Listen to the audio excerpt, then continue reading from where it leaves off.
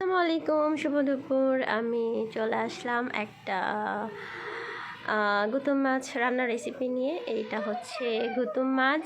আর গুতুম মাছটা ভালো করে ধুয়ে নিচ্ছি। তারপর হচ্ছে ছোট্ট একটা বেগুন কাইটা নিচ্ছি, ছোট্ট একটা আলু, নতুন আলু, তারপর টমেটো আছে, পেঁয়াজ, কাঁচামরিচ, ধনিয়া, জিরা, হলুদ, মরিচ আর হচ্ছে লবণ।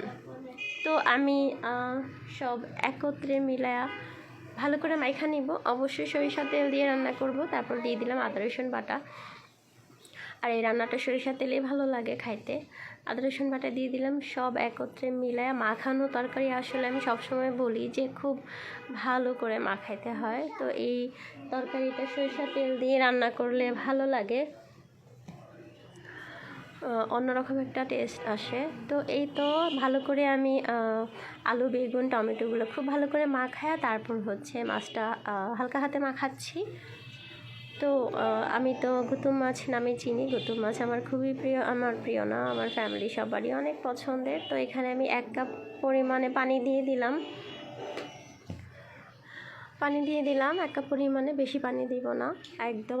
এখানে কোনো ঝোল থাকবে না, একদম শুকনা শুকনা একটা রান্না হবে।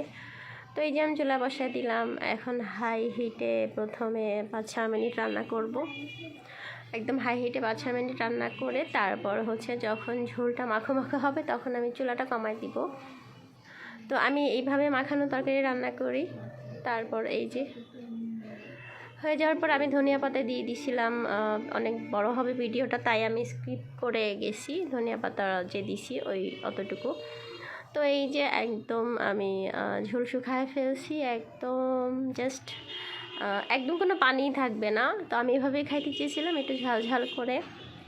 এই যে এরকম করে আমি নামাইছি, একদম লাগছে না লোভনীয়, এত মজা হয়েছিল, এত মজা হয়েছিল। তো গুতুম মাছ কার পছন্দ অবশ্যই আমাকে কমেন্টে জানাবেন। কার অঞ্চলে কী নামে বলেন এই মাছকে। আমি তো গুতুম মাছ নামে চিনি। তো এই যে এরকম মজাদার একটা রান্না হইলে আর কিছুই লাগে না। তো আমার ভিডিওটা ভালো লাগলে লাইক, কমেন্ট, শেয়ার করবেন। ভিডিও ভালো লাগলে না টেনে পুরো ভিডিও দেখবেন। সবাই ভালো থাকবেন। আসসালামু আলাইকুম, শুভ দুপুর।